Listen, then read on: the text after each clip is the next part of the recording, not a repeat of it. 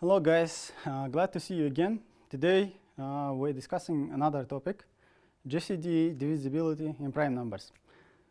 I hope you reviewed your lecture slides. They have plenty of examples. So I'm not gonna consider very simple ones, but we're gonna discuss now a couple more problems about how do we approach proving problems regarding GCD, divisibility in prime numbers. Okay, I hope it will be fun and interesting for you. So let's start with the first one. So suppose the GCD of m and 6 is equal to GCD of n and 6, and both are equal to 3. So prove that GCD of m plus n and 6 is also is equal to 6. Now, most of the problems about proving, the way to approach it is first of all by knowing the definition. Okay, so when you always know the definition, it's always easy, okay, to start with. It's like a stepping stone for you, right? So you have at least something to work with to start with. So let's remember the definition, right? That the GCD of two numbers, a and b, is equal to k. And what it means is basically that k divides a and k divides b, right? Because GCD of a and b is basically greatest common divisor, right? Which means that a is divisible by k and b also divisible by k. And from this two, it follows also that if k divides a, k divides b, k also divides a plus b. But first of all, let's consider a small example, right? To remember the GCD. Let's say GCD of 12 and 60. Well, you remember that GCD is greatest common divisor, right? So what are the common divisors of 12 and 60? So they are basically 1, right? So I'm going to write common divisors. 1, 2, 3, 4, right? 6 and 12, right? So these are the common divisors of 12 and 60. That means that both 12 and 60 are divisible by this number, by these numbers, right? And the greatest among them, right? So this one is the greatest, will be the GCD. So the GCD of 12 and 60 is 12. So this is to remind you, right? What is GCD? Okay, now let's start with this problem, right? So when a problem is given for you, right, you have to first ask the question, what I know, right? What is given for me? What information I know? So besides the definition, right, you also know this. So this will be helpful to solve the problem, okay? That GCD of m and 6 is equal to 3 and n and 6 is equal to 3, right? So this one, right, means that basically m and 6 are divisible by 3, right? By definition. And n and 6 are divisible by 3. Obviously, we know that 6 is divisible by 3. So I'm going to say only m and n, okay, are divisible by 3, right? But since we're considering GCD of m and 6 and n and 6, which means, and their GCD is 3, which means that these numbers, m and n, okay, they are not divisible by 6, okay, but not divisible by 6. Okay, if m is divisible by 3, but not divisible by 6, right? And I know that GCD of m and 6 is 3. Well, maybe, okay, maybe I can write my m integer, okay, through 6 and 3, right? So let's say 6k plus 3, right? And in the same logic, I can write my n as 6, let's say, times L plus 3. And in this case, K and L are some integers.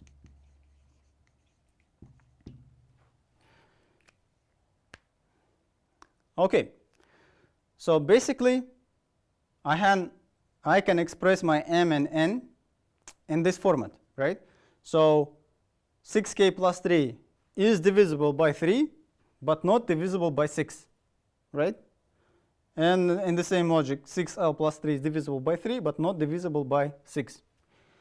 Now, what I need to prove is this, right? The GCD of m plus n and 6 is equal to 6. So let's consider m plus n. So basically, if I add them up, right, m plus n is equal to what? 6k plus 3 plus 6l plus 3, right? So 3 plus 3 is 6. Now I can take outside 6, and I will have k plus l plus 1. Now I know that k and l are integers. 1 is integer, so this expression is integer, right? So basically I have 6 multiplied by some integer, and from this what I can say is that 6 divides m plus n, right? Or m plus n is divisible by 6.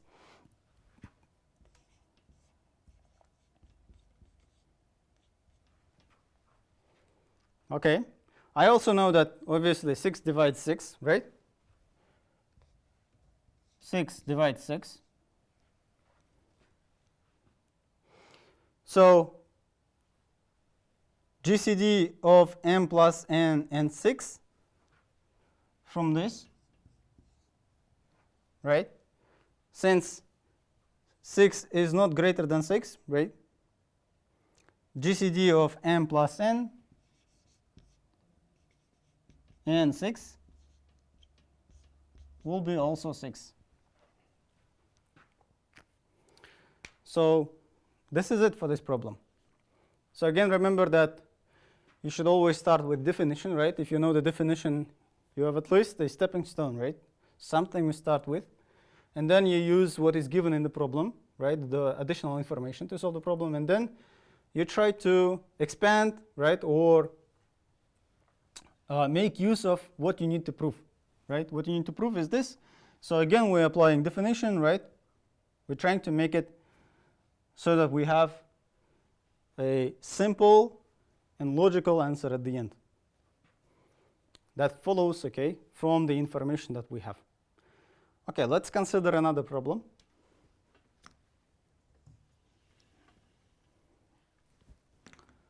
So show that if GCD of b and c is equal to 1 and m divides b, then GCD of m and c is equal to 1 as well. So this is what we need to prove, okay? So prove this one if this and this are given, okay? So these two information, okay, are given information, and this is what we need to prove, okay?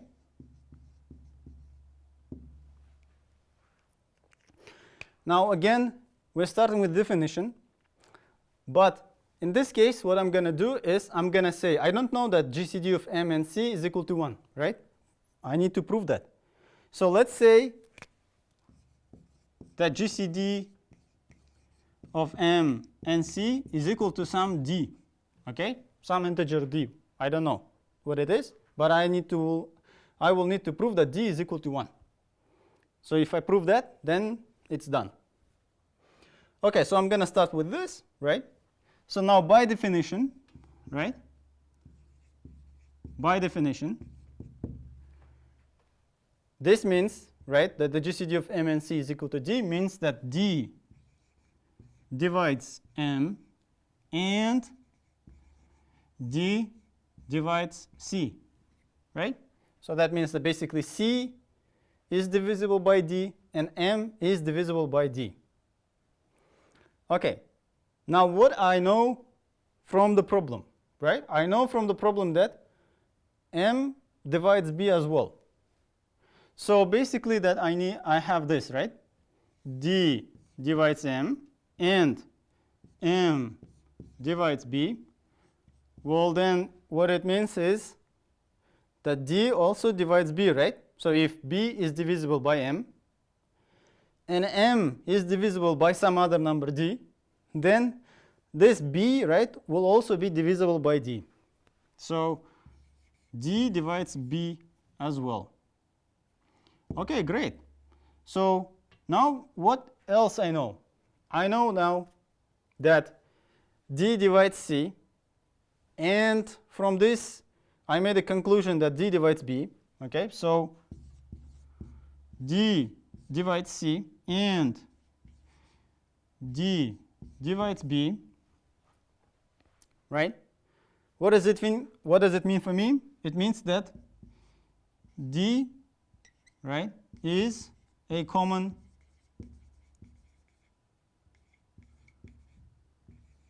divisor, right? Common divisor of B and C, right? From this it follows, if C is divisible by D and B is divisible by D, it follows that D is a common divisor of B and C. But what I know from the problem also that the greatest common divisor of B and C is 1, or basically that these two, right, are relatively prime.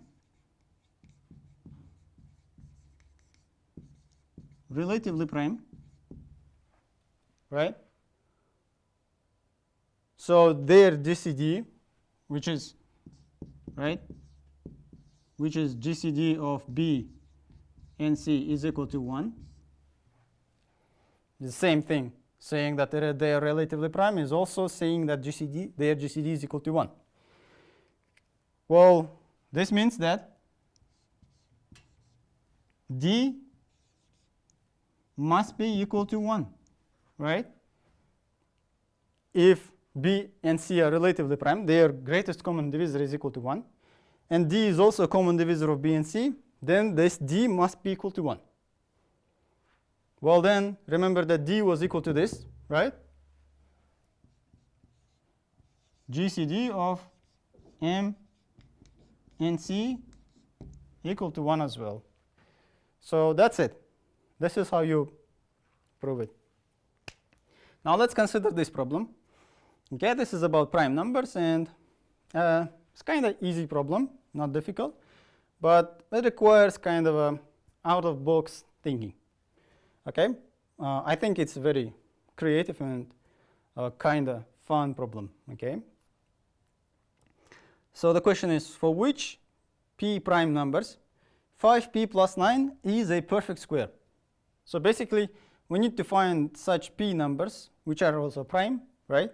Prime numbers p such that 5p plus 9 will be a square of some number. Okay, so this is what it means, perfect square. Okay, how do I approach this problem? So basically what I said is 5p plus 9 should be a square of some number, right? I can start with this. Let's say, okay, 5p plus 9 equal x squared. X is some number, okay, some number. X integer.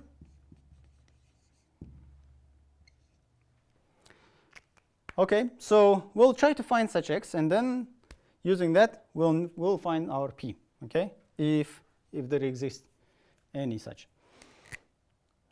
Okay, now in this case, well, we can think of it as a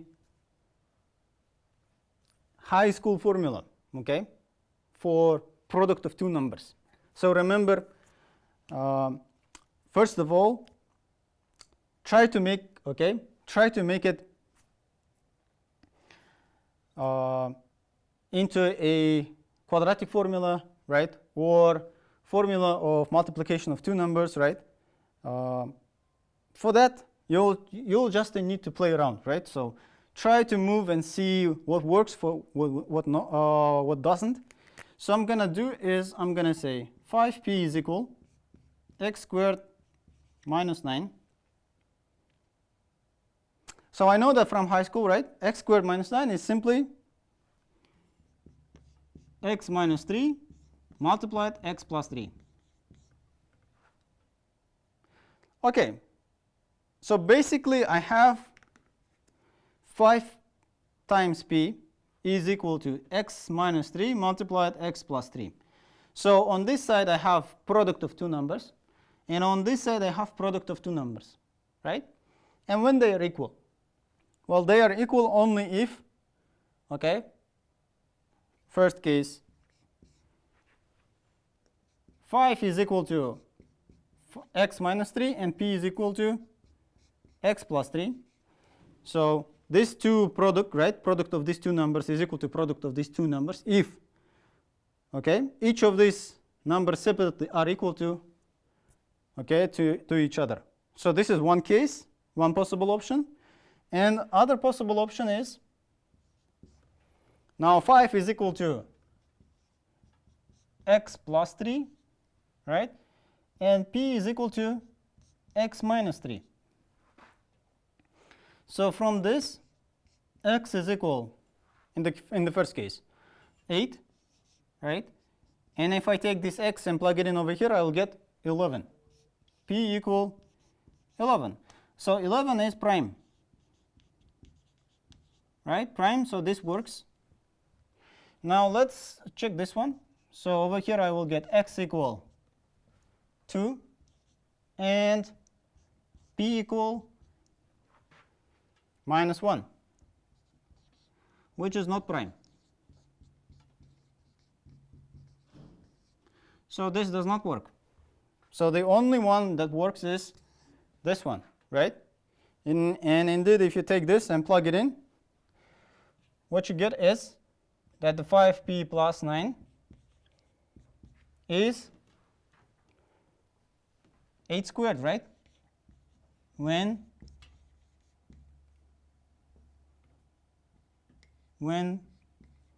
p equal 11.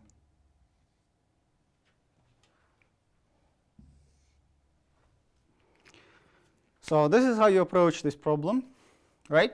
Kind of fun and creative problem. It helps you to think outside of the box, right? To consider other possible options. So I'm not saying this is the only way to think about this problem or to approach this problem. You might have other approaches, right? And if you find one, please come to me and show me. I'll give you extra points.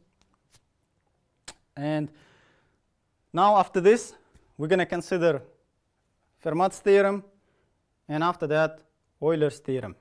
So see you in that video lecture. Bye.